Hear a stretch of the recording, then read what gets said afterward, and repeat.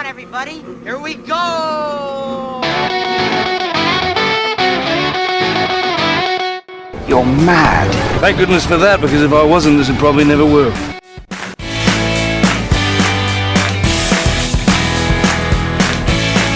No offense, but I don't play well with others. Big man in a suit of armor. Take that away. What are you? Genius, billionaire, playboy, philanthropist.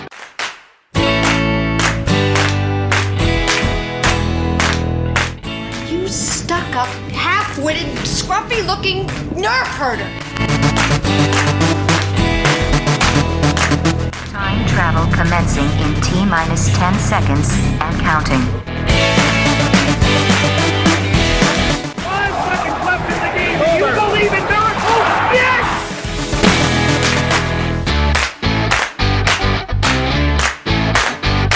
Welcome to the Disney Guys Uncensored, where we explore a lot more than just Disney.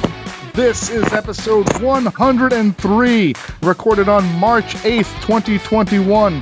We are your hosts, Bub and Tim, alongside special guest co-host, Disney Guy Uncensored Hall of Famer, Christopher Lucas.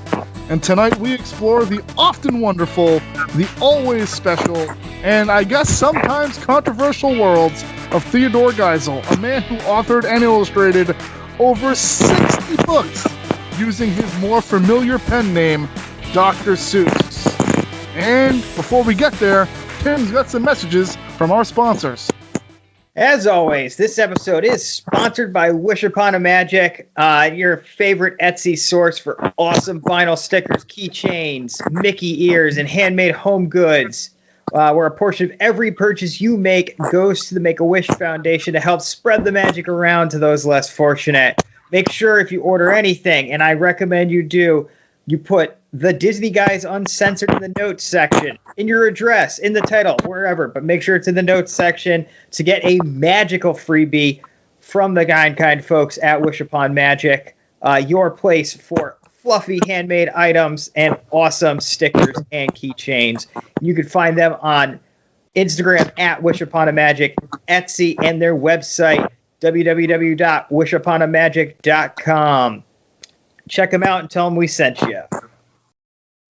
All right, boys. Well, this is a very exciting night for me. Chris, we sprung this on you very late this week. Very, very late. I think it was Thursday afternoon or Friday. We kind of reached out and said, hey, we want to talk Dr. Seuss. And I think at first you weren't hesitant, but you said, hey, it's not really my forte, but I'd love to jump on and talk about some of the things that I think we all agree were a little over-reported on in the news this last week.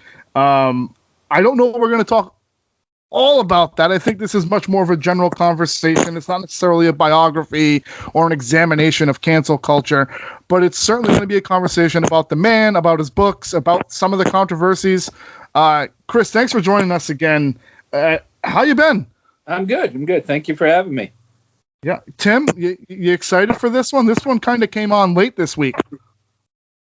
I'm always excited to talk to Chris. I've gone on the record before saying he's my favorite reoccurring guest character here on the Disney Guys Uncensored. I view everything through the lens of WandaVision these days. So I like to say things like reoccurring character, special guest, special episode. It's kind of my new persona. So WandaVision was great. It ended Friday. I got to tell you, I know we did the special limited series for our Patreon, and thank you to our Patreon supporters who are also making all of this possible, having Chris on and sending Chris random note cards and stickers and a really cool trophy he got for the Hall of Fame. I love it. You should subscribe to that Patreon and take a listen to our Welcome to Westview series, because I think personally, and I think, Bub, you agree, it's some of our best work. Some of our best work. I think when we keep it short, which isn't often, we're not known for our brevity on this show, but when we go 15, 20 minutes, it's crisp, and except when Andrew's there. God bless him. There was an episode me and Tim did about episode 7, I think, Tim? Yeah. I mean, I think the reason is Andrew just asks a million questions because he apparently watches the show, has no idea what's going on, and then jumps on our post-show and asks you and I to explain the episode while we try to record. God bless him. But he's trying. You know what? He's having fun with it, and he's great. And Drew and Jordana send their best. And They'll be back next week, and it will be all four of us back in the saddle again, as it were, discussing the finer points of the Hollywood Studios Backlot Tour in its entirety. So a little preview for next week. But before we get into Dr. Seuss and his many, many hats that he wore, that's kind of a cat in the hat joke for you. There's a couple things happening down south, Tim. Universal kind of gave us an opening date for Super Nintendo Land in Japan, March 18th. So that's a week from this coming Thursday. And Halloween Horror Nights, 30th anniversary. First announced house is Beetlejuice, which I know Beetlejuice is very close to Chris's heart and to Tim's heart. And Epic Universe is getting a 2025 projected opening date, which is what our good friend, I don't know, that Mayor Dennings down there. Jerry Dennings. Come on. Jerry Dennings over there. Got that official word from Universal. So, tons of jobs they are expecting to add with that park. Like 14,000 jobs during the construction, and it goes up to like 24,000 once the park is done. So that's good to get America back on track as we move through this pandemic. Look at you. That's your first America getting back on track joke of the night, and I don't think that's our last one. So Chris, exciting stuff. Beetlejuice coming to Halloween Horror Nights. It seems made for that, and I know very close to your heart, some Beetlejuice musicals, as it were. Have you ever done Halloween Horror Nights or anything similar to that in your acting career? As a performer, actually I did it. It was called Madison Square Garden, and they turned Madison Square Garden for 2 years into sort of a haunted house thing. And I'm a coward myself. I don't go through haunted houses. I've never done Halloween Horror Nights. I don't mind Mickey's Not So Scary because I'm a not scary guy, but I don't know. This year, for the first time, because my son loves Beetlejuice, we are going to, so I have no idea what to expect, and I'm probably going to be scared witless the entire time. But Madison Square Garden, the best part for me, what I loved about it was we were using kind of the back end of the garden, and then the rink and the basketball court they were using it for the games. So I would sneak out on my lunch break, and I'd literally go and like hang out near the locker room and I got to see guys like Wayne Gretzky and people like that. I get Patrick Ewing, all these great players coming in and out off the court, watching games. So it was fun to be in the horror thing and scaring, thousands of people, but it was more fun as a sports fan being able to be right there with all the great teams coming in. 7 appearances in, and I'm still learning things about you that still make you the most interesting man in the room. Oh, that's unbelievable. Anyway, over at Disney, they had some Blizzard Beach reopened this past weekend. Its 25th anniversary-ish is sometime this year, this month. So that reopened with social distancing guidelines in effect. The Polynesian Room preview from the Moana stuff, if you're watching this on YouTube, that isn't necessarily a video, or if for somehow you've hacked into Tim's Skype, you just gave it two big thumbs down here. We are not fans. Our two co-hosts are fans of this renovation, Tim. Specifically, what didn't you like about it? Well, if you want to hear my full remarks, check out the pre-show that's on our Facebook. But in short, it looks like a value resort. It doesn't look like the Polynesian, and I'm not going to give Disney my money to stay at the Polynesian anymore. Yeah, that's an aggressively hot take, and I love it because I'm here for it. I'm a Polynesian fan, though. You are. So, good friend of the show, good friend on the Ohana, Kelly Griffin, had some choice remarks. She made a comparison to her wanting it to be more like Aulani out in Hawaii and less Art of Animation, and it is significantly closer to Art of Animation than Aulani, in my opinion. And I, as not a fan of the Polynesian myself, I don't care one way or the other. I was never staying there, and I'm not going to stay there now. And I don't think it's a great renovation. I don't love it, but I know Andrew has this fantasy that they're making it more kid-friendly. Like I don't consider the Polynesian to be that way. I digress. We'll do a Polynesian episode when it reopens. It goes against Walt's wishes because Walt was not alive when they opened Walt Disney World, but in his plans for the Florida project, there were going to be a Polynesian Asian sort of hotel. There was going to be one based on Venice and one based on, I think, Saudi Arabia or some. The Persian was going to be over. So they're more Iranian than anything, and so he didn't want things like a Mickey Mouse hotel or a hotel to deal with characters. He wanted stuff where you'd feel like you were in that country. And by overlaying, a little bit was fine, with a tiny bit of Lilo and Stitch here and there, but making an entire hotel into an IP is going to ruin what his idea was. Yeah, I completely agree. I think that's how Tim, myself, and certainly friend of the show, Kelly Griffin, felt about it when we were talking about it in the Alana.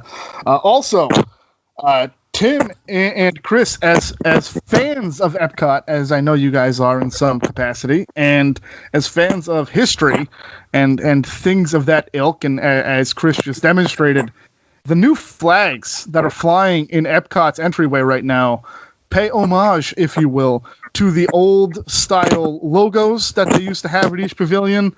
I'm a sucker for a good logo. I would show you my phone case, but that's how I'm reading my notes tonight. My phone case has the original Epcot logos on the back of it for World of Motion, for Spaceship Earth, for the land, all those really classically designed logos. Very simple, very elegantly designed. Chris, Tim, your initial thoughts. I don't know, Chris, if you saw this kind of popped up over the weekend, but they have a white flag with the logo on it, and I got to tell you, I love them myself. Tim, you? Yeah, I mean, I don't think you need to be a fan of the deep history of Epcot or knowing that they're a homage to the old pavilion logos. I think if you're a fan of good design and the design that Epcot's founded on, the stuff that we've got into heated discussions about in the past about how I would give up all the rides in Epcot just to bring back the old fonts and colors. I'm floored by this sort of stuff. That would have been a great episode if we had only had that in audio form, but it was not. It was all via text, and I think it got more aggressive via text for not understanding the nuances of our arguments. Yeah, in the end, we weren't really disagreeing on anything, but it took about 6 hours of heated texting back and forth to figure that out. If anything, I think Andrew disagreed with us more. Yeah. So, oh boy, Chris, any thoughts on the old Epcot logos that they used to have for each pavilion? Well, I was there in February of '83, so let's see, November, December. It's like 4 months after they opened. So my impression of Epcot still to this day is that Epcot. I was there in the very beginning when everything was, and World of Motion is still one of my all-time favorite rides. So classic. Yep.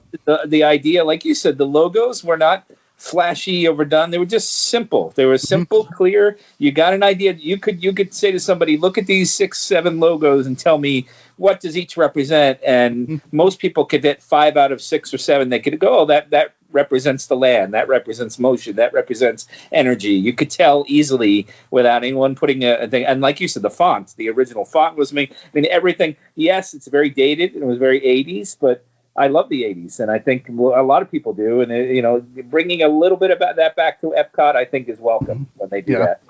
I tell you, I love the simplicity and the elegance of the Universe of Energy logo. That was just the multiple circles, and it was just something very clean about it. Something very, very clean about that logo, and the Horizons logo. But I'm a sucker for Horizons. I think Horizons is the best ride that Disney ever produced in any way. So, but guys, if you have nothing else about this, I think it's time to open up the can of worms that is Dr. Seuss and his life, who ironically is a young man, or at one point was a young man, born in Springfield, Mass. Tim, that is virtually our backyard, as it were.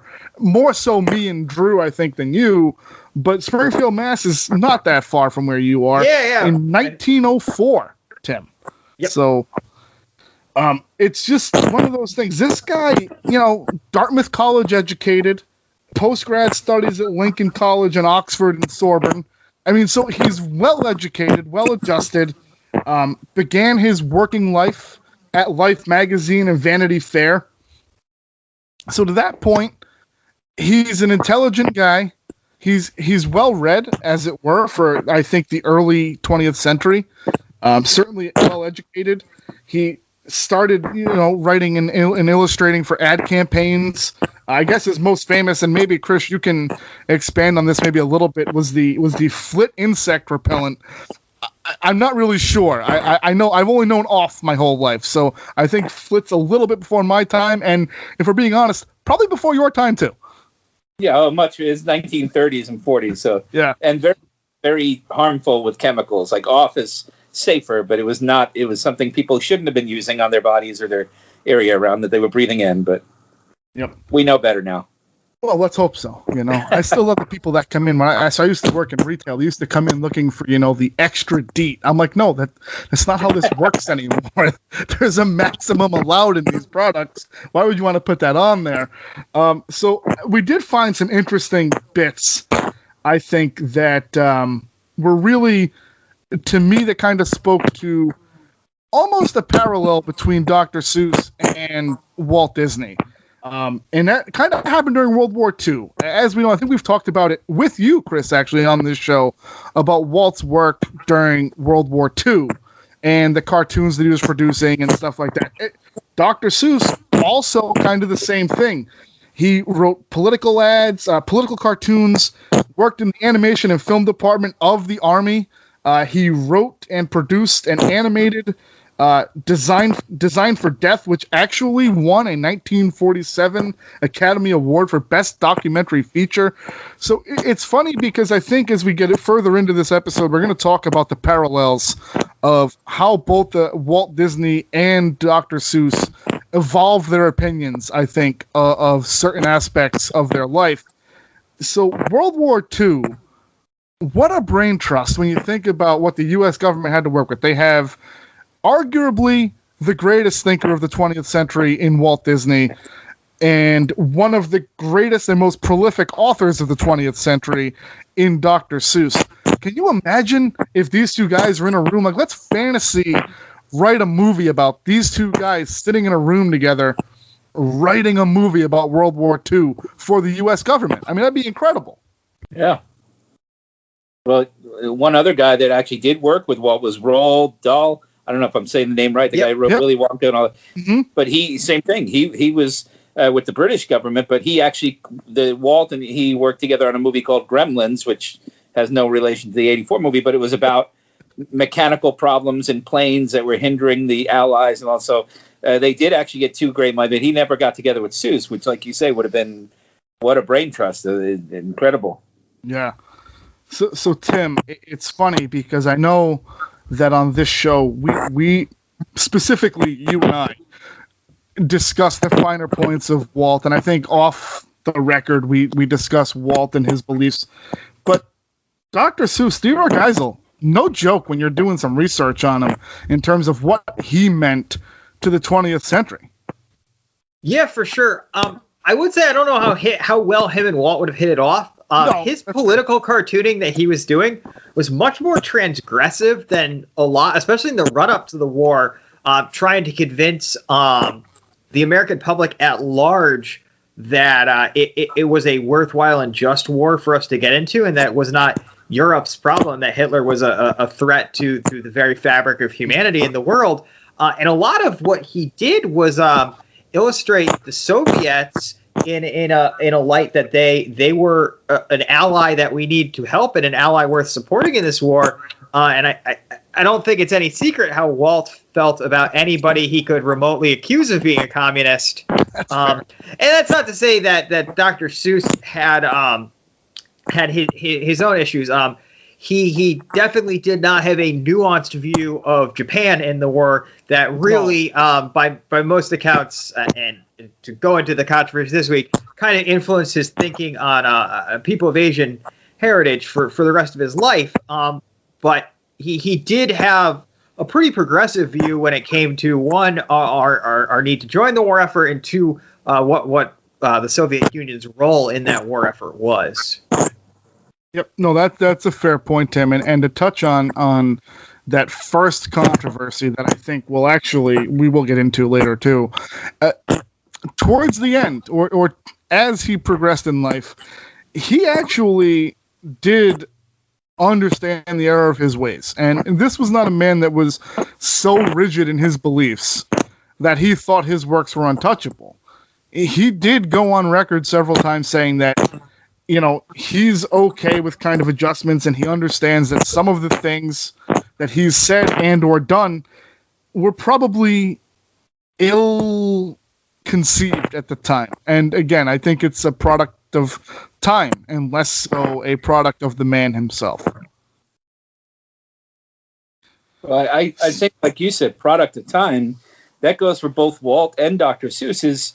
it doesn't 100% excuse them, but you know, they were both born before the beginning of the 20th century. Mm-hmm. Walt was raised in a Midwestern, very conservative, so you know that shaped his view of the world. And he did go. He went off to France in World War I, so he expanded a little bit. But Theodore Geisel, Dr. Seuss, came from the East Coast, surrounded by people in, like you said, you know, the Ivy League schools and places like that, where in the Great Depression, there was a lot of sympathy towards the Soviets because they were trying to find a way when the world was falling apart financially to say, how can we share everything? And now we look at them and go, oh, communism is terrible. But you can sort of understand somebody if you're going broke and you have no money and someone's saying, here's a system where we're taking the money from the rich people and we're sharing it with everybody. You might, you know, for a moment think, oh, let me go to a meeting or let me read up on that. And that's what happened to a lot of people, not just that. That's what the blacklist was in the 50s. They went back to people that attended meetings in the 20s and said, oh, look, you were at a communist meeting. They said, look, we were just listening to these ideas. We didn't necessarily know what was going to happen after World War II. It's the same thing. He was doing that. He was saying, hey, the Soviets aren't so bad.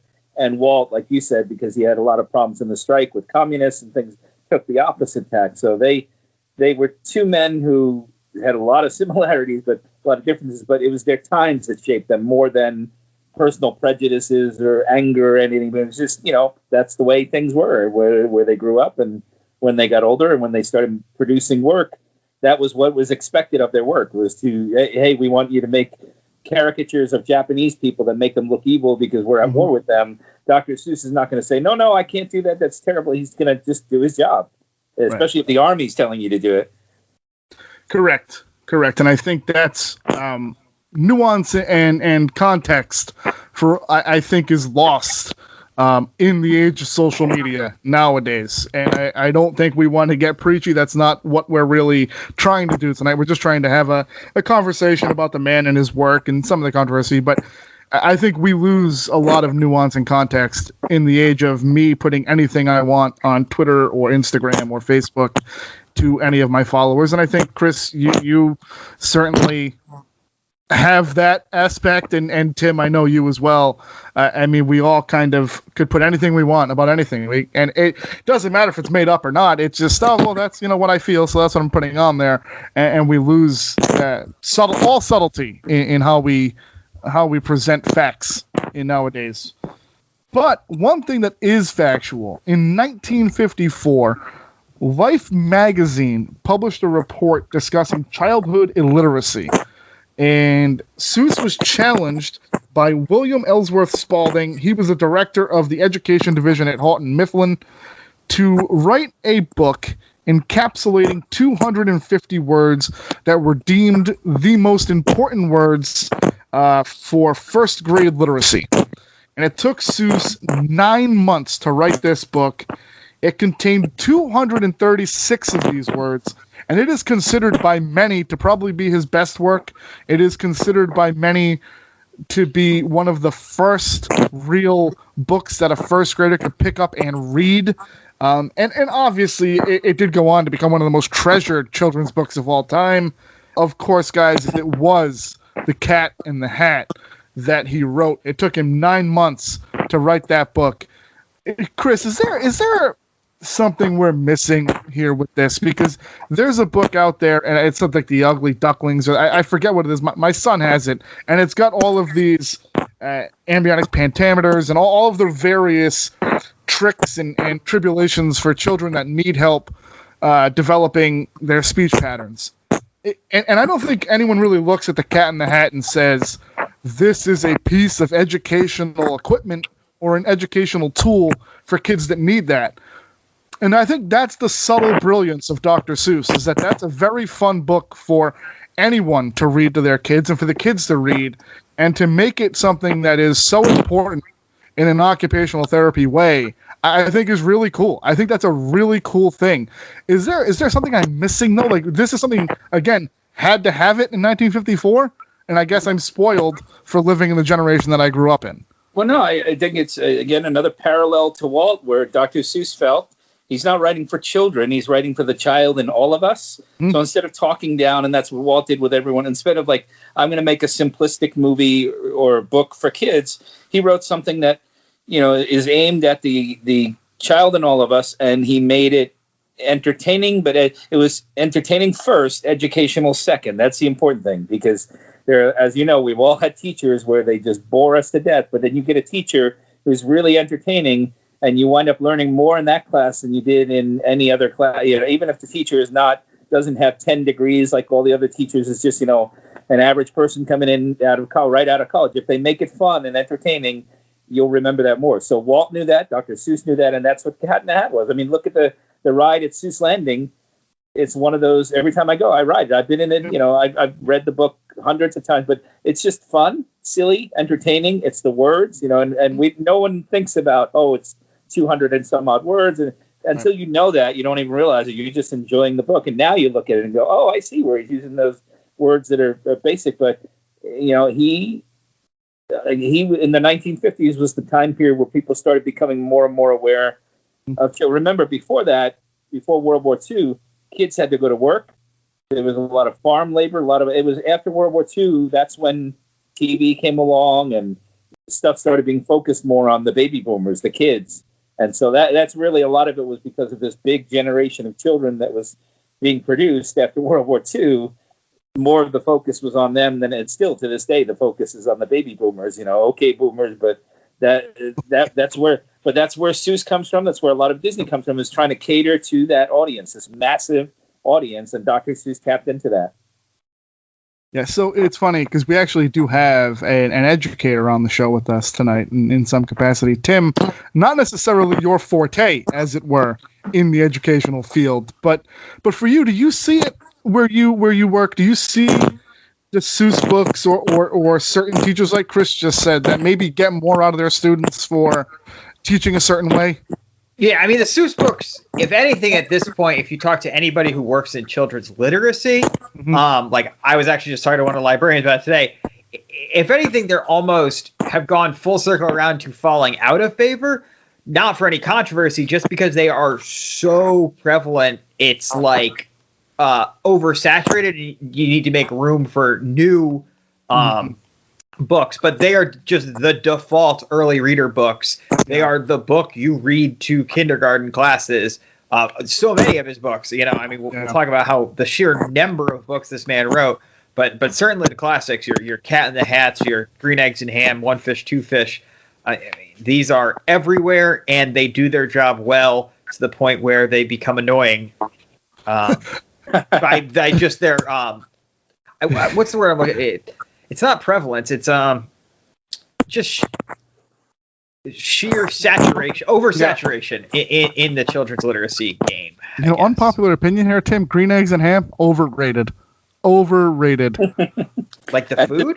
No, the book itself. I just see it, and it's ironically, we'll get to it in a second, his best-selling book of all time, and I think it's.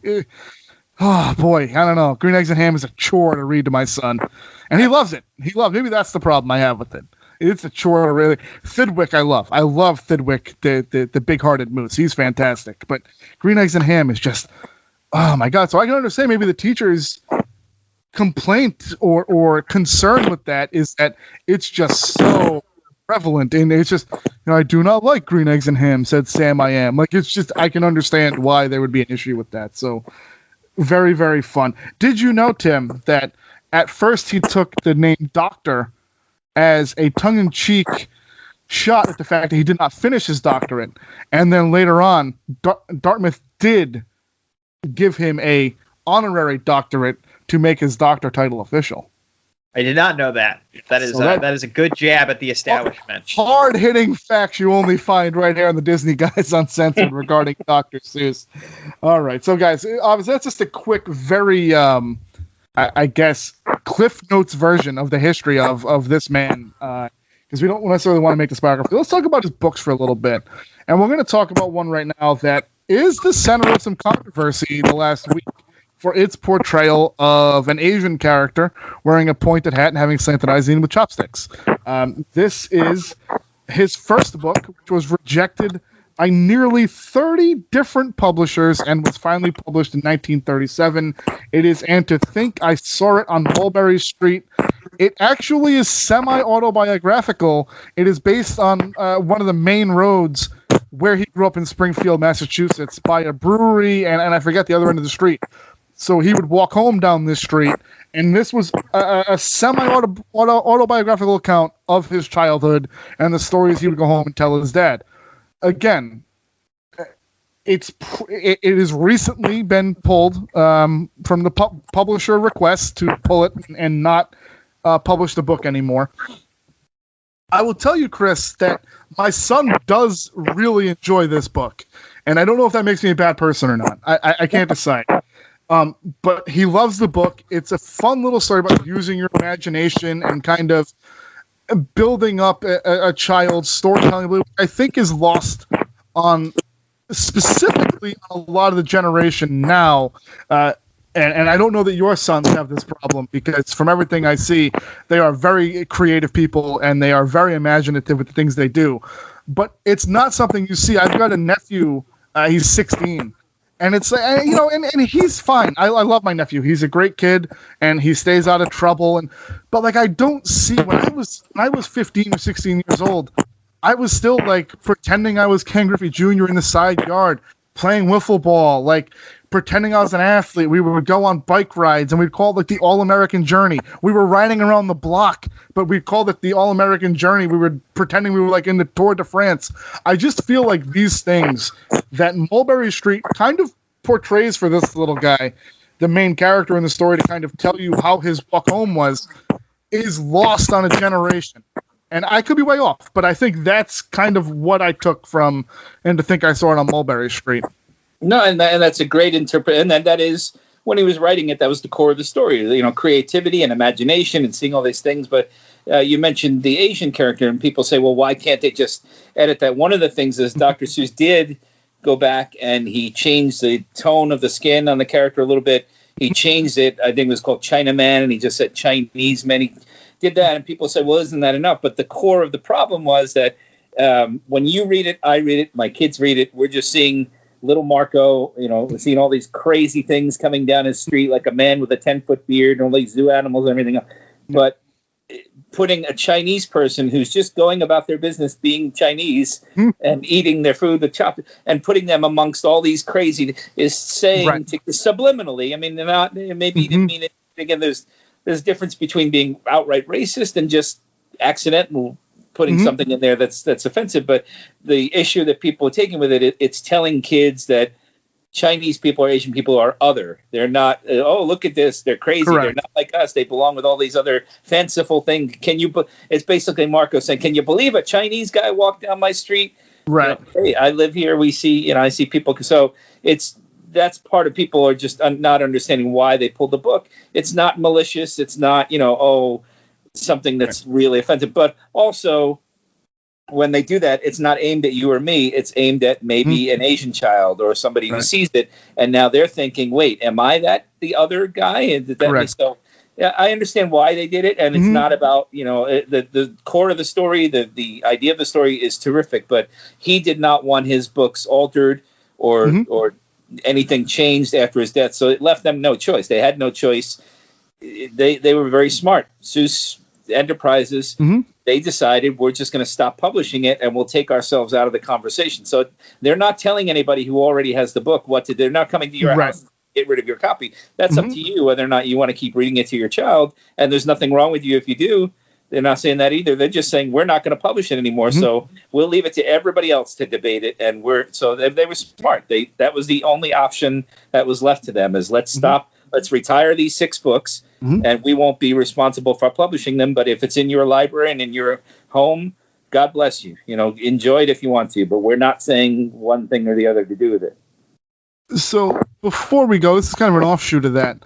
So I don't know.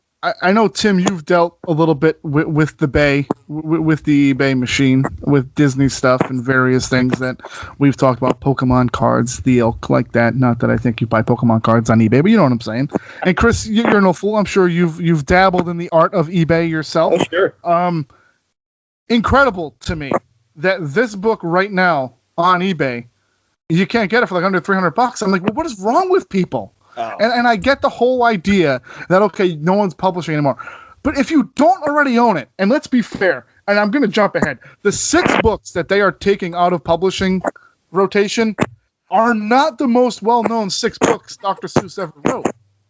In fact, I would challenge most people that are fans of Dr. Seuss outside of If I Ran the Zoo and to think I saw it on Mulberry Street.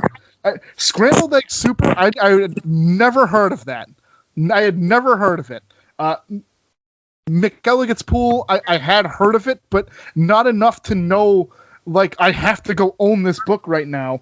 On Beyond Zebra, which is literally an alphabet book, but expands beyond Z. Okay, and the Cat's Quiz, I don't know what the hell that is.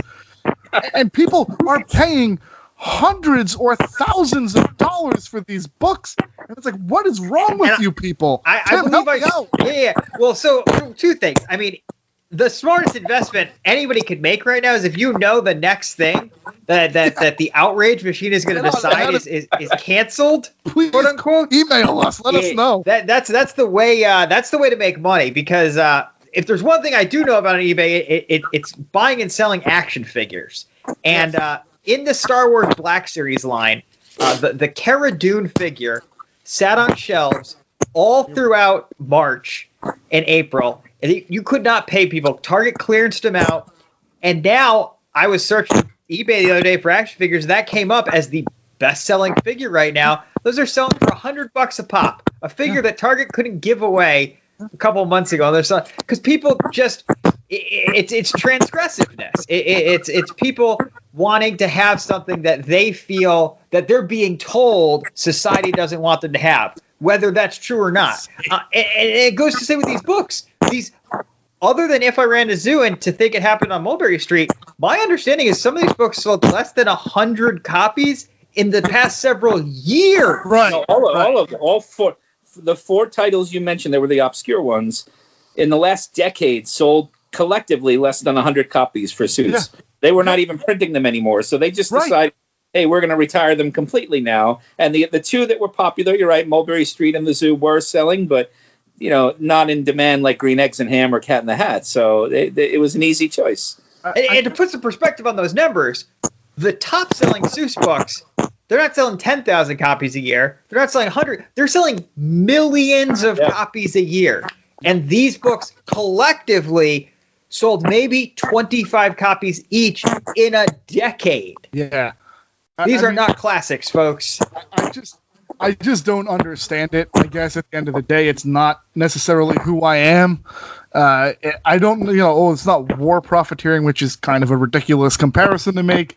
But it's like, what? So you spent $700 to buy a children's book. What are you possibly going to do with that book? If I spend $700 on a book, I'm going to tell you this: I'm putting it in a safe. Because if not, someone's going to rip it or read it. It loses all value. None of these books collectively are worth probably more than $10. Well, as you probably know, is with value anyway. It's when something is produced in a large amount, and these books have been published for 80 years. So there are a large number of them out there. Even older copies are in library, so they're worthless. No one's going to say in 20 years. It's not like Superman 1 or Batman 1 where there's like 5 copies left, and if you have one, it's millions of dollars. These are books that are in millions of home libraries and town libraries and school libraries. They're everywhere. So there's no value. Beanie Babies is the best. People are running out because somebody's telling them, oh, you got to get the Princess Diana Beanie Baby. It's going to be worth in 20 years. And now they're like $3 and people paid hundreds of bucks for them. Yep. So it's funny. I did some research, and If I Ran the Zoo 2 weeks ago on eBay, $3. Wow. Right now, If I Ran the Zoo on eBay, cheapest buy it now price is over $350. But what world are you people living in? Anyway, I digress. Let's get, so he did rant over, guys. That was the obligatory rant about the 6 books that are no longer being published at the behest of the Seuss. What are we doing? I just want to put one button on this. So the county I live in, we have 52 collective libraries in the county, and each one of the 52 has copies of Mulberry Street and the Zoo, and they have the other ones as well. you are no longer allowed to check them out. You have to sit there in the library with someone over your shoulder watching, because they're afraid people are just going to take them home. 100%. And that's it. And they'll never come back to the library again. So it's like the Da Vinci Code, where people are like, bringing you into a room and opening and then standing over you with the white gloves and watching. So it's silly for a book that 2 weeks ago no one cared about. It's funny. I was watching an episode of Pawn Stars, and somebody brought in like a second edition of something from the Revolutionary War times. I don't know what book it was, but it was like a second edition. But it belonged in. They thought it belonged in the in Thomas Jefferson's personal library. It did not. It had a library imprint on it. And the woman that came in, Rebecca, whatever the hell her name is, I forget, the book expert said, listen, nobody in a legitimate collector's market wants the library stamp in their book because it devalues the book. So if these people are going to your local libraries, Chris, and stealing the books, I got to know that they're not going to be able to sell them at a pawn shop because pawn shops don't want them with the library sticker in them. Oh, what are we doing as a society that this is what's happening? Now, it's funny Tim mentions Cara Dune. That was a whole nother can of worms a month ago. And you know what? She probably deserved to be fired. If we're being completely honest. If we're being completely honest, she wasn't fired because she was not currently under any kind of contract with Disney. Yeah. Correct, Tim. Correct. Not that the facts get in the way of anybody's stories on social media. So that's the problem. They take that where her contract wasn't renewed, and suddenly it becomes she was fired for what she said, and it wasn't even that. It was repeated. Yep. She had violated her contract many times, and her agent, her lawyer, Disney all said to her, listen, we're giving you some good advice here. Stop doing it because you're going to wind up out of a job. And she basically gave them, middle finger and said, the heck with you. But people turn that into, can you believe they fired her for saying this? And they point to one tweet when it's not, it was a series of, but they don't get that. That's the problem. People don't get the whole story. They take the headline and scream about that. It's the straw man argument. It's the old thing in politics where my opponent, well, he's not doing this, but can you imagine if he did this? And then you start arguing about, can you imagine if he did this? Even though he's not really doing that, but you're making a whole argument. Can you imagine if they ban this? Well, we're going to scream and yell it, but it's not happening. You're just making something up and yelling about that. So it's very interesting because you could make that argument that if Seuss Publishing didn't announce that they were going to republish, then they weren't going to publish these 6 books anymore. Nobody would care. Yeah. 100%. No one would care. No. They wouldn't care.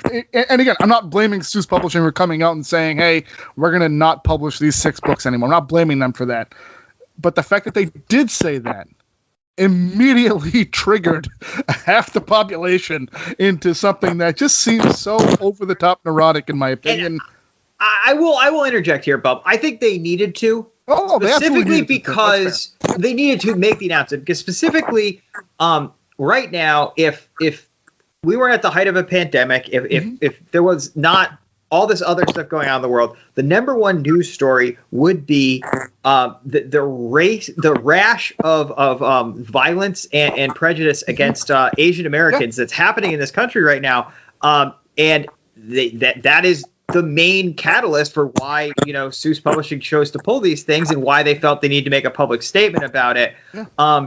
But I mean, these things are at an all-time high. We are trying to move away from people blaming this actually the pandemic we're in right now on China in a very insensitive way. So it needed to be said. But you're right. If they could have done it silently, I think no one would be having this conversation. Right. And again, whatsoever. I don't blame them for not doing it silently. I think they were well within their rights to say, listen, we are acknowledging that these books are problematic, and we're not gonna publish anymore. I have no problem with them saying it. All I'm saying is in some alternate universe or some alternate timeline that they just pulled these from publishing, nobody would care. It's like if I built an island to support a flock of condors, nobody would have a problem with it. But here I am, standing in the light of discovery, I've brought back dinosaurs, and you're all concerned about it. I mean, that's the argument we have here. It's the classic Jurassic Park argument. To even, Mulberry Street was written in 1937. If it was a guy named Bob Smith, who, was not Dr. Seuss, and the publishing company decided after an 80-year run to say, yeah, we're not going to publish it, no one would care. But because it's Dr. they start saying, "Oh, they're banning Cat in the Hat. I can't believe they're taking away Green." They're not doing that. Yep. And that's the other thing is that Seuss Publishing, people say, "Oh, the cancel culture people complain," and then they pulled it. But people have complained for years about Cat in the Hat. They've made this argument, and they make it for Mickey Mouse too, and other characters where. In the old minstrel shows, the terrible shows that people used to put on blackface, the characters would wear white gloves. And they wave their hands because white gloves showed up far away on stage and you could do over the top stuff. And so people make the argument that Mickey Mouse and Cat in the Hat and Bugs Bunny and all these other characters, they relate to the minstrel shows because they're wearing, which is, you want to make the argument, fine. But Seuss Publishing heard that. People said, "Oh, Cat in the Hat is terrible because it's like a minstrel show." And they said, "Well, we've heard your argument.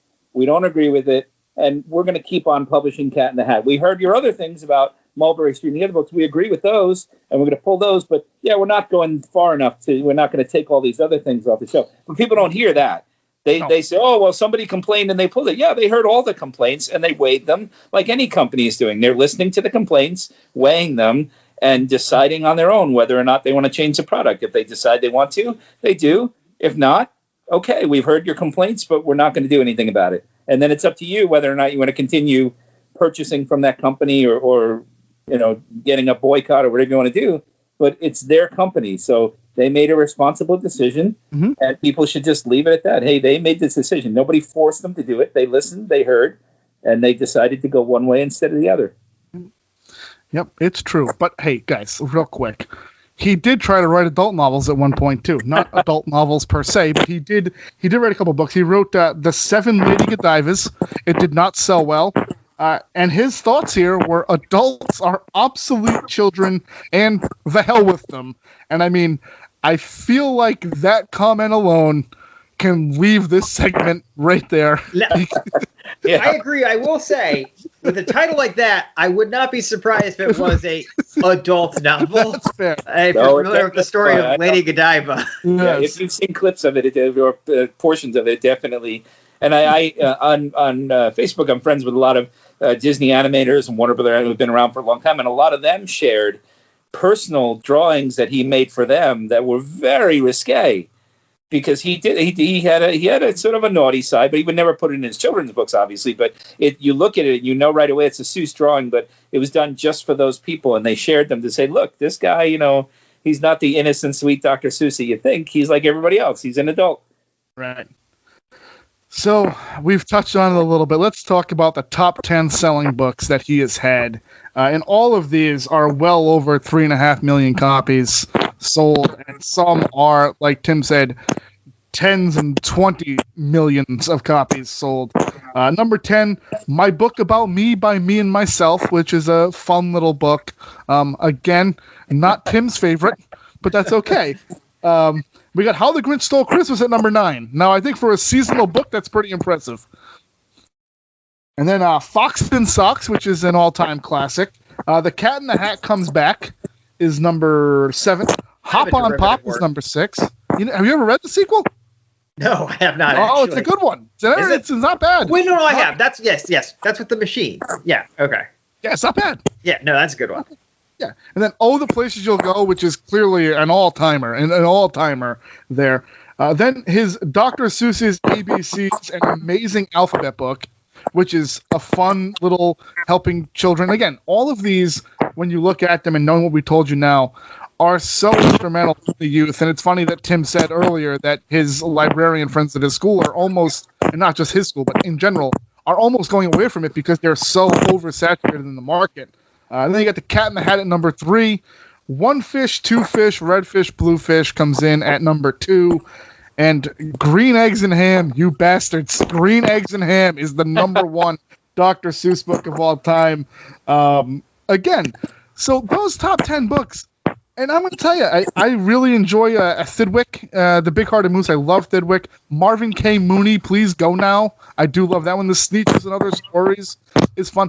But I mean, when you're looking at his complete bibliography, I guess, in this instance, or his complete list of works, he's got some stuff outside of the 6 that we just talked about that are completely out there that I've never even heard of either. Like, I think there's a core, probably 15 books that people know of Dr. Seuss. Is that accurate? Oh, I think it's you even higher than that. Oh yeah. You think it's what, 20? Yeah, I think it's at least 20. Because my two favorites aren't even on that list: the Lorax and the Great Butter Battle. Oh, the Great Butter Battle is a classic. Yeah. That's my all-time favorite. That was my favorite book as a kid.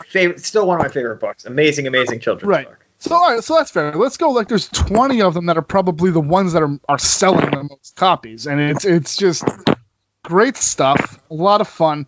But now it's fun. It's time to dial it back up again, because we did give you the 6 books that were unpublished or depublished for insensitive imagery, and that's fantastic.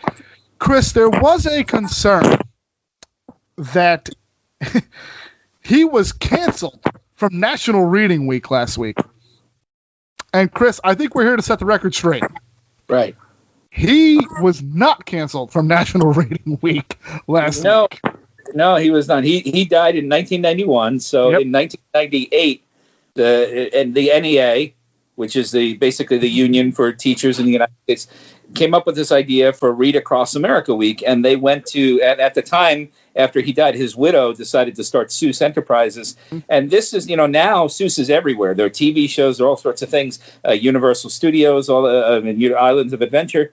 None of that was there in 91. So they were trying to, how do we keep his name alive after he's dead?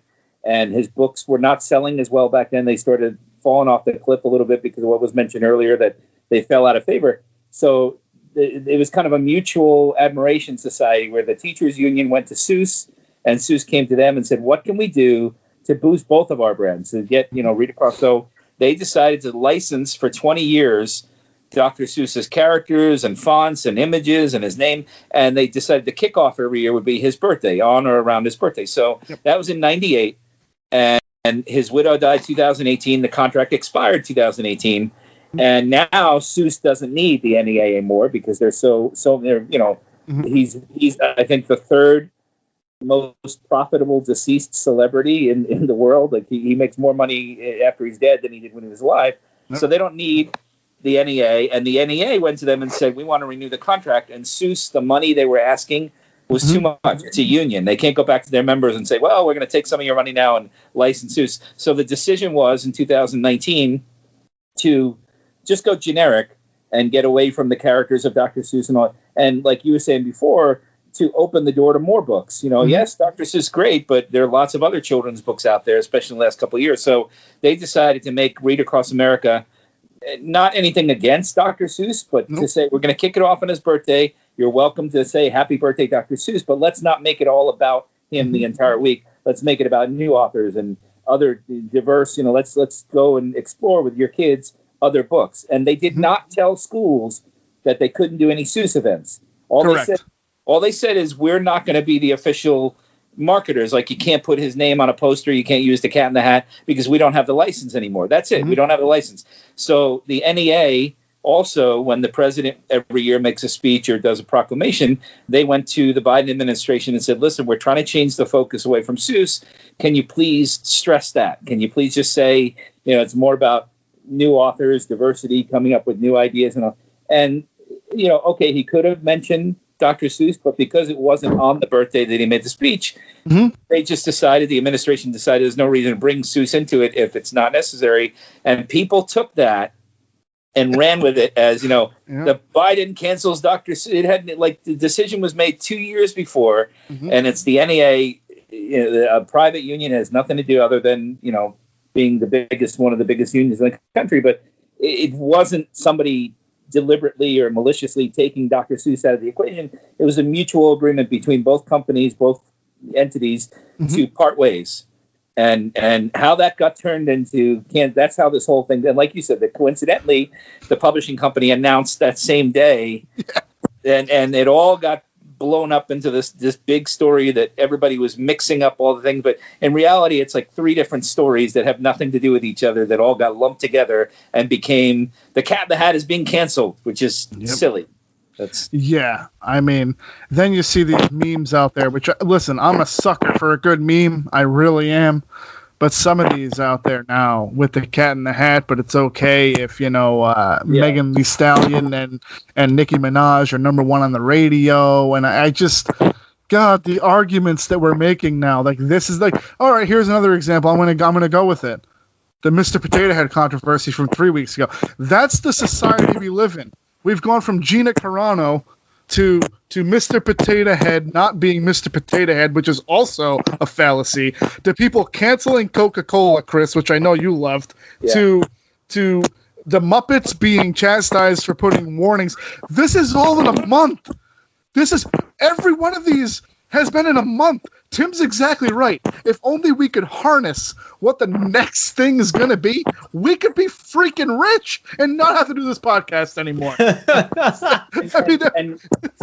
And I know your podcast is, bipartisan, and we don't, it's all happy and friendly, but it seems to be the outrage coming from one side. I'm trying to put it diplomatically, but fair. It's not the people that they're saying, oh, they're trying to cancel. People who they're claiming are trying to cancel everything haven't said a word. You're like, okay, great, no big deal. But it's the other thing, getting, like I said, making arguments to get outraged over something that you wonder, are they trying to distract everybody? Yeah, I mean, something else. Yeah, I think that the one side, not to name the side, I think they have to do a lot of work to distract the people from the fact that they can't put forth any kind of popular or substantive policy. So to keep people voting for them, they need to kind of appeal to a sort of red meat sensibility. The LCD? The lowest common denominator? Yeah, that Come on. And not to belabor the point, but that side that complains that the other side is cancel culture is the side that in the 1930s created the Hays Commission, which made movies strip away any sexuality, any race relations. And then in the 1950s, the comic book code, they went after comic books and said, you can't talk about social issues, you can't have it. And it made comic books, they stripped them down. And then in the 60s, when liberal filmmakers started pushing the boundaries a little bit, with going against it, they insisted on ratings, that you have to have PG and G and all that. And in the 80s, that wasn't enough. They said, you have to make it stronger now, PG-13, NC-17. And then the final tip of the hat was they decided in the 80s, you have to put labels on everything, parental advisory, explicit content, all that stuff. That was not from the side that people are complaining about. And when people, like you said before about the Megan Thee Stallion and the Cardi B song, there are already warnings on that. It says right on the label, explicit content. So what are you complaining about? It's right there. It tells you that this is not something appropriate for kids. So I'm trying to think if it was the early 90s. It might have been the late 80s.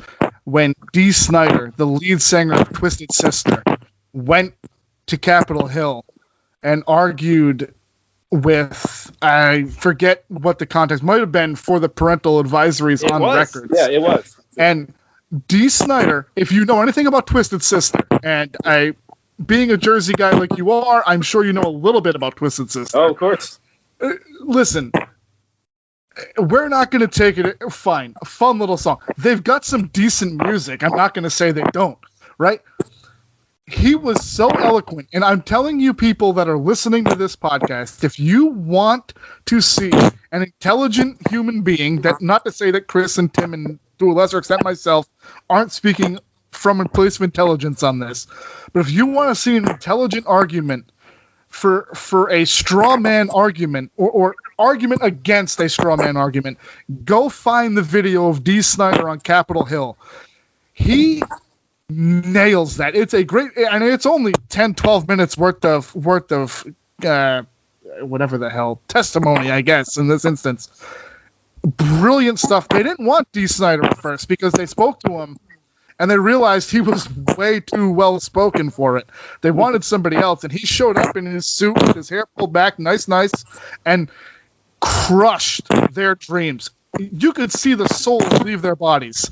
That's how much of a defeat it was. It was incredible. And to me, one of the landmark Dee Snider moments, I guess, of all time for me. And again, speaking from a fandom place of Twisted Sister, it is what it is. Well, and you're right. He was very eloquent. And also, again, so we don't get anybody upset, what we're arguing is not politics, Democrat, Republican. It's conservative, liberal, which is something that goes back to the days of the Bible. I mean, They were conservatives and liberal. Conservative is just somebody who wants to keep things the way they are, doesn't like anyone rocking the boat. And a liberal is someone with more free thinking who says, hey, let's try new things. So those are the two philosophies that people now have turned in such a heated battle. But somebody, I mentioned Walt Disney, I think the pre-show, Walt Disney, Dr. Seuss, people like that, and most of us hold both. We have conservative on some things, liberal on some things. And if you look at the Disney parks, there are very conservative areas where, the Main Street USA, and then there are some wild liberal ideas that are just like crazy. Let's push the limits. Let's try new things and, introduce new concepts. And that's the thing. It both can exist together, but both sides are equally guilty of complaining about things to the ridiculous extreme and taking it to an extreme. But it seems now more one side than the other, but hopefully it'll get back to the right balance. Yeah.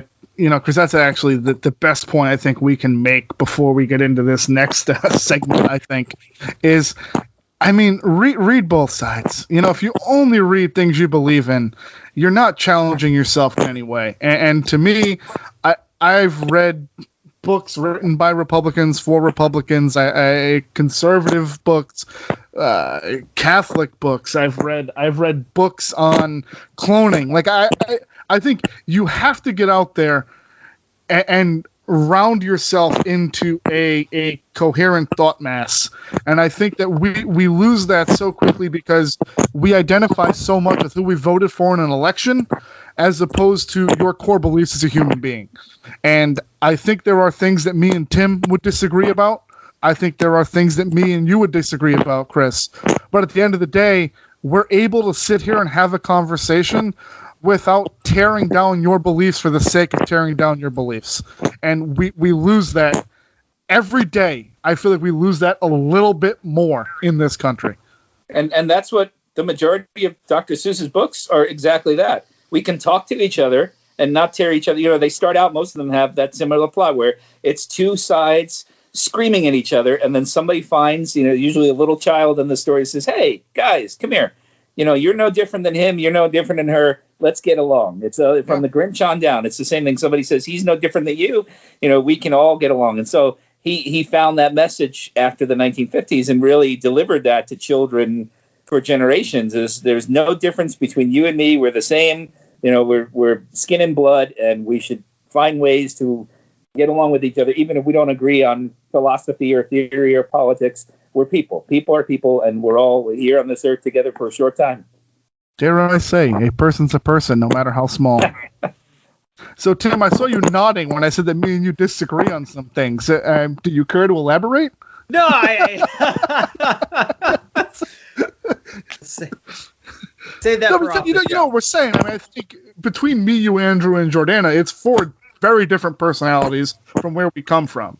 And we've had battles. We've talked about it. Andrew and myself have, and we're cousins. We've known each other for 36 years, or however old he is.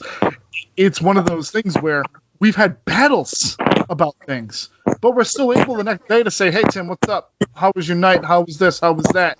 And you're able to say, "Hey, Bub, did you see the Japanese wrestling match?" And I said, "No, I missed that one. I'll have to go check it out." I just don't understand how you think differently equals I hate you.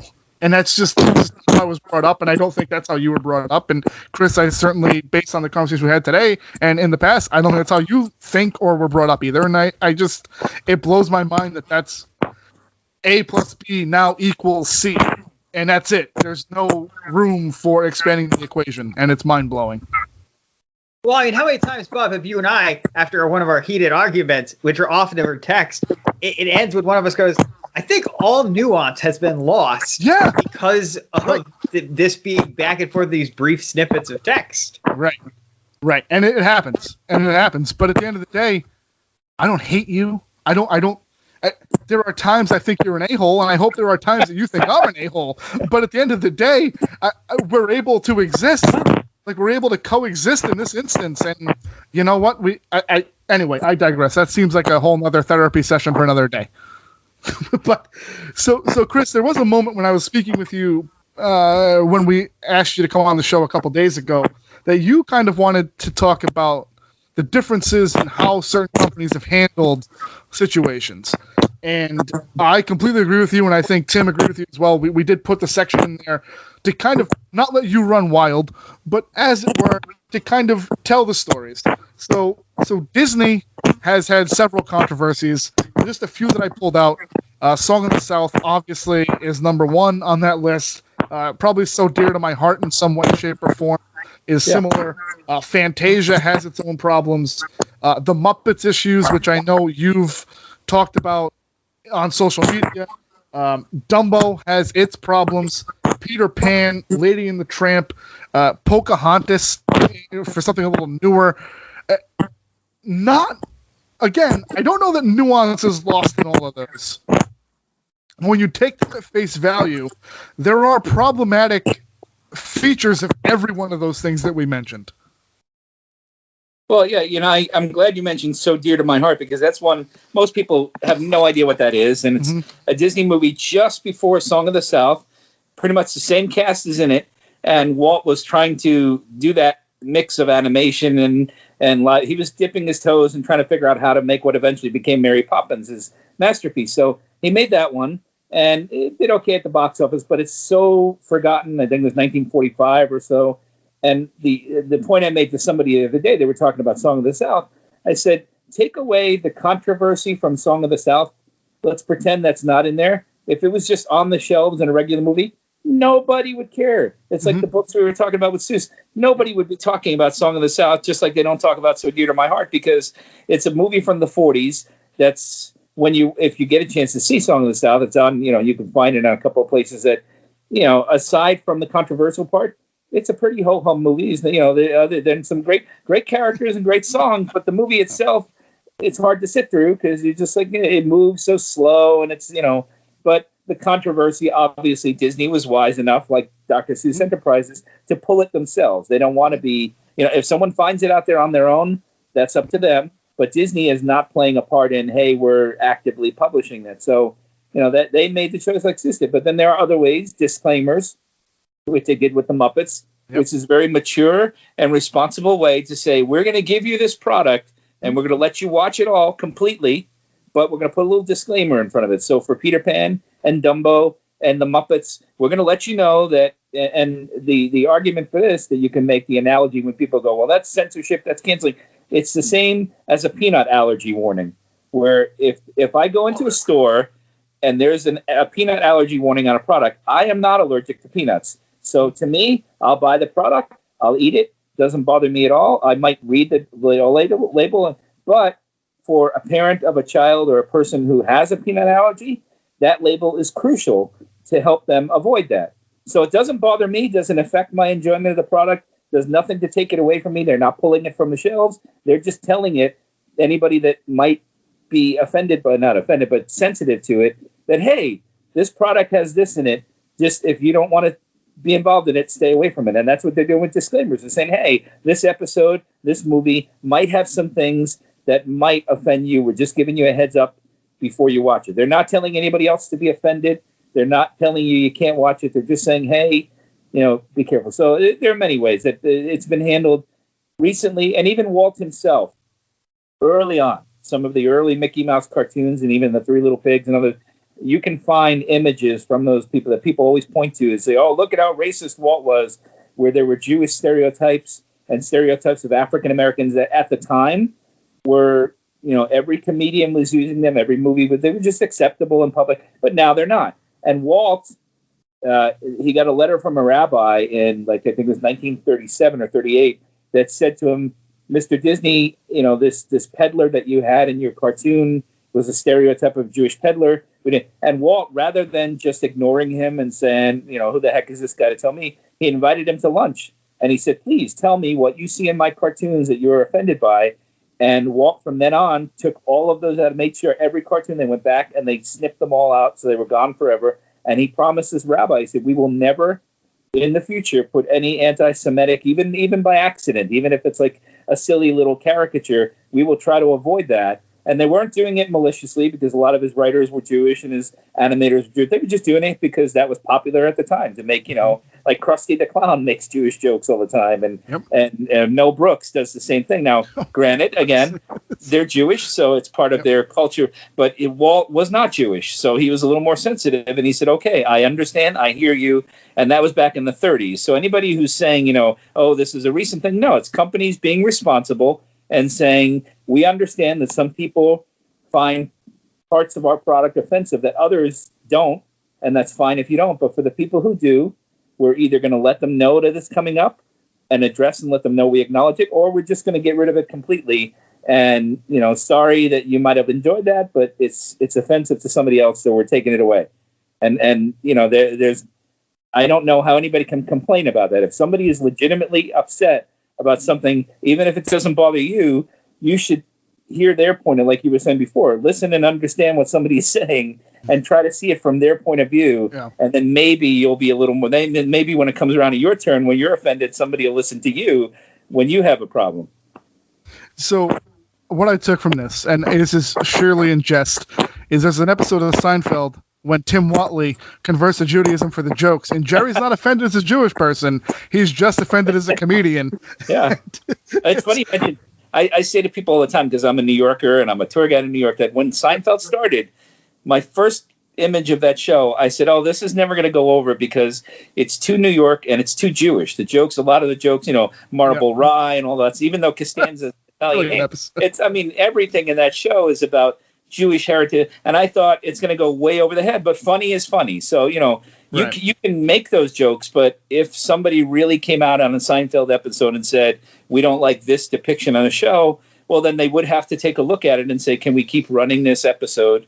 And it's not even about stereotypes. Sometimes, like The Simpsons pulled an episode where Homer visits the World Trade Center. That was off of TV for a decade, only because they didn't want to offend anybody who might have lost someone in those. So it's not even about racial it's about, will somebody be offended by this, and what can we do responsibly to address that problem? And now those episodes are back on Disney Plus because it's been 20 years. But in the beginning, they were very sensitive to it. So you can be sensitive about things and address them, and not, you're not being weak.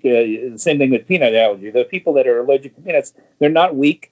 They're not, oh, look at them. Look at those wussies that they can. It's just, they're sensitive to it, and we have to be respectful of that. That's all. Yeah. It's funny, when you posted that on your Facebook, you posted it in a discussion you were having. I actually copied it and pasted it into the Discord chat with these guys and said, this explains everything about how we feel. And I think this was, I forget which controversy this was that you posted that. I believe it was Muppets. Could be the Muppets. Yes, it was the Muppets one. Yes, thank you, Tim. And I just, this kind of encapsulates everything.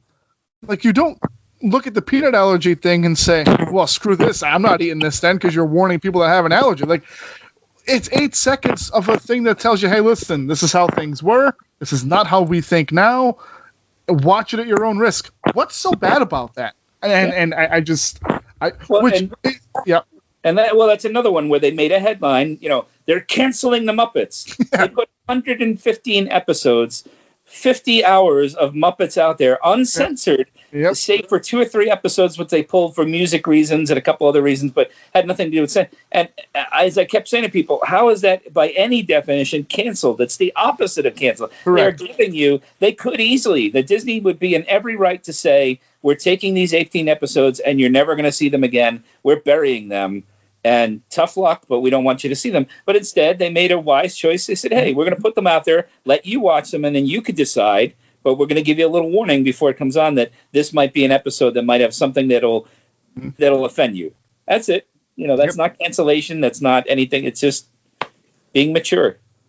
So one thing Warner did, and these Looney Tunes and Merry Melodies are very close to my heart. I think they're some of the best animations of their time. They're on par, in my opinion, with the Silly Symphonies and the things that Walt was putting out at this time too. They have the Censored 11 out there, and those are hitting the trail for Hallelujah Land. Sunday, go to Meetin' Time, Clean Pastures, Uncle Tom's Bungalow, The Jungle Jitters, The Isle of Pingo Pongo, All This in Rabbit Stew, Coal Black and the Seven Dwarfs, Tin Pan Alley Cats, Angel Puss, and Goldilocks and the Jivin' Bears. None of those really stuck out to me as ones that I've ever missed in my life, Chris, I'll be honest, but I know that TMC or TCM, I think it was Turner Classic Movies, did a film festival with these for like historians and for historical purposes. Are you familiar with any of these in terms of that were canceled by Warner? And again, I use that term loosely. They were just taken out of circulation, I guess. Well, Warner's and Disney used to copy each other all the time, and they would try to keep. So the Coal Black and the Seven Dwarfs was obviously right after Snow White, and it literally is, it's a stereotypical version of African American version of Snow White. Really, I mean, if you watch it, horrible images to watch now, and there are sensibilities, but back then, again, it was something people were doing. And the Uncle Tom's Cabin, Disney, after the Looney Tunes one was so popular, they made a Mickey Mouse version of Uncle Tom's Cabin, and so Disney themselves has almost 11 cartoons that will never be seen again, shorts that they pulled for the same reason that by today, there's no way, even if they put a disclaimer, even if they did something that they themselves, now, like you said, an outside company like Turner Classic Movies could show them in an academic way, or a textbook can put an image in like Seuss, they can clip images from those books and put them in there academically, but Disney is not being involved and Warner Brothers is not being. So that's the key difference that people are missing. These companies are saying, we don't want to be part of the process. You're welcome to go watch them any way you want, but it's not us putting it out there. So you can't blame us, and you can't come back to us and say how dare for a movie we made, 80 years ago. Right. We acknowledge it was made. We pulled it off the shelves, but if you find it, don't get mad, because we're warning you. Correct. We already know how bad it is. So, and it's the same thing. So I understand. But a lot of those, if you grew up in the 70s and 80s, some of those shorts were shown in the Looney Tunes. It wasn't until about 1987 or 88 that they started pulling them. So if you grew up watching Looney Tunes as a kid, the chances are you probably saw some of those. Even if you don't know the names, you would go, oh, I know that scene. I know that character. Yeah, I will tell you, one that stood out to me, I feel like that I saw was Goldilocks and the Jivin' Bears. I feel like I did see that one at one point. Yeah, that was like a jazz version of Goldilocks, so you probably did. But because like the Crows and Dumbo, the Bears were using that same sort of jivey jazz language, which not necessarily saying they were African Americans, but people tend to listen to that and hear, stereotypical language. So it was for the same reason that they pulled that. So a lot of these things, Chris and Tim, are older properties or older content in this instance. And you hear so much about public domain rights and copyright time frames in terms of, Mickey Mouse in 10 years is going to be available to anybody that wants to use it in a certain way and stuff like that. Should we be concerned going forward with public domain on these maybe becoming available again? And again, not that we would be concerned by it, but should these companies be concerned about public domain going forward on these properties? Well, that's the brilliance of Seuss Enterprises. They know that in 10 years, Mulberry Street lapses into public domain. And again, they're not responsible. You can publish a version of Mulberry Street and nobody would punish you for it if you put out your own self-published version because it's in the public domain. The classic example, we were talking earlier about banned books, Huckleberry Finn. Yep. Now, Huckleberry Finn, because it is, someone said to me, the Bible has racism, and so does Shakespeare. But Huckleberry Finn deals with places in the United States where they're still struggling with racial issues and uses a word that again and again and again that is a hot button word. Even if they're using it, even Mark Twain wasn't using it in a negative sense, it's still not a word. So Huckleberry Finn was pulled from shelves years ago, but when it came into public domain, anybody gets. So now there are hundreds of versions of Huckleberry Finn out there that you're allowed to edit, manipulate, do whatever you want. So you can buy a version of Huckleberry Finn that has not a bit of the N-word in it. You can buy a version of Huckleberry Finn that condenses the whole book to 2 chapters. So that's what public domain does. It allows people now to take these properties. So it's a good thing, public domain, because eventually all this stuff that's being pulled will be back available for people to read. But the companies know that. So they know they've got that out too, that it's not gone forever. So what you're saying is there's not a reason to buy a $300 version of Mulberry Street when I can just wait a couple of years. In a couple of years, I'll publish my version of Mulberry Street that stars Mickey Mouse as the main character. There you go, Tim. And Superman. He'll be one of the. He'll replace the offensive stereotype walking down the street. Mickey will see Superman. And actually, just to clarify, it's a misnomer, actually, that Mickey becomes public domain. What actually happened is No Gloves, Mickey Mouse will become public domain, then Steamboat Willie. So there'll be this steady drip of Mickey Mouses into the public domain over the next 100 years is kind of what will happen. It's going to be really interesting, actually. There's also a difference between copyright and trademark. So trademark never expires. So what Disney did, and you mentioned the gloves, Disney trademarked Mickey's ears, his gloves, his red button pants. The Cat in the Hat is trademarked. The look with the big red hat, all that red and white hat. Superman's logo is trademarked. All these things. So you can, yes, the Superman comics and Steamboat Willie will fall. So you can reproduce images from them, but you've got to be careful because Disney can still come after you, or Warner Brothers can, for violating the trademark. So if you use the old S from Superman from the 1930s, they probably, not even though they're using it now on the TV show, but they probably won't bother you. But if you try to use Mickey in anything that resembles the current form, they'll come after you with trademarks. So they're smart too. There are ways they figured out to avoid that. So I do laugh at people that are worried that, Mickey's going to show up in like a Six Flags park. I just that's clearly not happening, but it's fun to think about. It's fun to role play, to live action role play that one. So I guess my question, I think we've done a decent job of it for the last 80 minutes or so, is kind of just have an honest dialogue and use these as conversation starters. Chris and Tim, do you guys, and I think like I said, we've done that tonight. Is there a way that we could use these? And I think we've answered this question, no, because people aren't willing to listen to another side of an argument. But could we use these in a way to open up dialogue to better society in a way? And I think, obviously, we're not doing that on this podcast, but in general, if you get the right person, Jordan Peele seems to have his hand in a lot of things, and he's very popular with what he does. If he came out and said, hey, listen, I want to start a dialogue based on those 6 books, is this a good way to start a dialogue between sides? Or is it wishful thinking?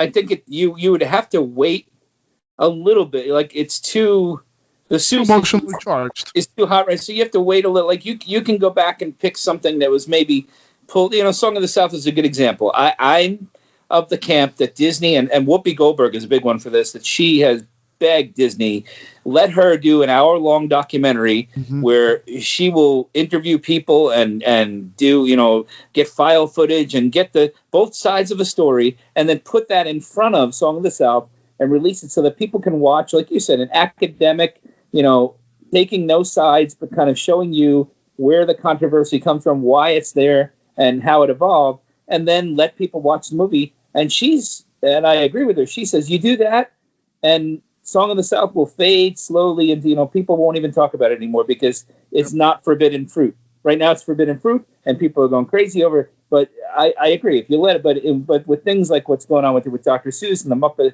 there's no way to do it because people are just, like you said, not listening to each other, and they have their own agenda, and they're only going to hear what fits their agenda, and they on both sides, and they don't want to listen to. So you need a little time to separate these things before you can go back and revisit them. Yeah, let the record show that is not a problem that is germane to one side. It is everybody in this hypercharged reality that we live in. Tim, anything from you on public domain issues or creating dialogues or even using content warnings on some of this stuff that we've talked about? I think it's all fine. I think a company should be able to do what they want to do within reason, because of the nature of market economies.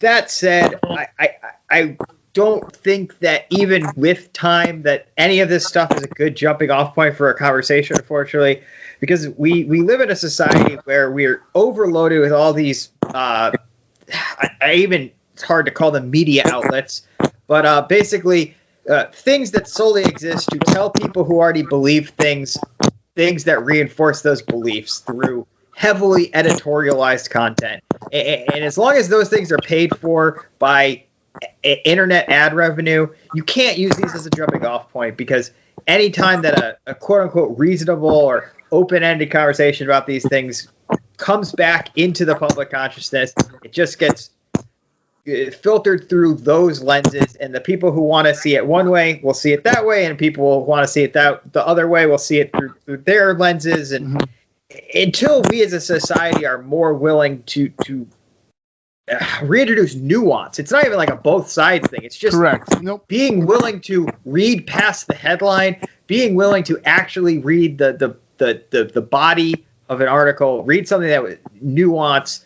It's going to be hard to move past it and past the tribalism we have now. So I don't know. That's my take on it. Yeah, no, that's a fair take. Chris, I'll let you take us home with that, and then we'll finish up. But is there anything you'd like to say in regards to the? I mean, you've answered the questions pretty honestly and openly about public domain and the driving conversations. Is there an outlet for them to use content warnings on some of these things in future times? I mean, I know we didn't necessarily touch on the banned book list so much on this episode, but we talked offline a little bit about some of it. Is there an opportunity here for us to use content warnings on this stuff, similar to what we do with music or movies, or is that one step too far? It's a little harder with books because there are books already out there existing that you can't go back and find every copy and slap. Because so it's easier when you're playing a video on a streaming service, or when you're putting out a new CD or something, to put a disclaimer or warning. So it's tricky to do that. But it's media is what really we talked earlier about how Dr. Seuss started falling out of favor in the 70s. That's no coincidence, because that's when Sesame Street started picking up, and kids started learning more from TV than they were from books, and it just accelerated with MTV, and now it's accelerated more with social media, where kids are learning. They're turning on their iPads and they are going on social media, so they're hearing stuff and learning stuff, not so much from books anymore, but from other things. So it's a little harder with books to be able to put content warnings, or to be able to explain or start a conversation. But it has happened. We mentioned Huckleberry Finn. Yep. There have been many schools deal with that. When they teach Huckleberry Finn, the first thing they do is go over why or why not is this controversial, and they let the kids decide for, and Anne Frank and all the other books, they let them look at it honestly before they read the book and say, let's put this in context of the time it was written, why it was written, who are the voices in it. So there are ways to do it, but it's mostly academic. You'd never be able to do it with books on the shelves. No, honestly, that's a very good point. I think it's just very simple here to kind of leave them with a Jerry Springer-esque comment here. Take care of yourselves and each other. I think if we sang more and fought less, we'd be in a better place here, guys. Yeah. So certainly, I hope you guys enjoyed that conversation. I think it was an honest conversation. I think we had a lot of good points out there. Before we go tonight, I would like again to thank Chris for coming on. And Chris, what is new in the world of Top Disney? Anything coming out? Anything you got going on that you want to sell our listening audience on, or just? Well, we are working on a second version of Top Disney, and the website is going to be undergoing it's topdisneyblog.com is going to be undergoing a couple of renovations in the next couple of days. So there'll be new content added and fun stuff there. So it's been there's a lot ahead for Top Disney. Excellent. Well, like always, he is Disney Guy Uncensored Hall of Famer Christopher Lucas. He can be found at Top Disney and Reach the Stars, which is a letter writing campaign that I also think people should and would utilize. Thank you. It's the art of the written word, which again, I think we lose our way certainly on that. Tim, anything from you tonight? All right, then. Well, that is going to wrap up episode 103 of the Disney Guys Uncensored. As always, thanks for listening, and we'll catch you guys next week. Good night, Ohana. After careful consideration, I've decided not to endorse your park.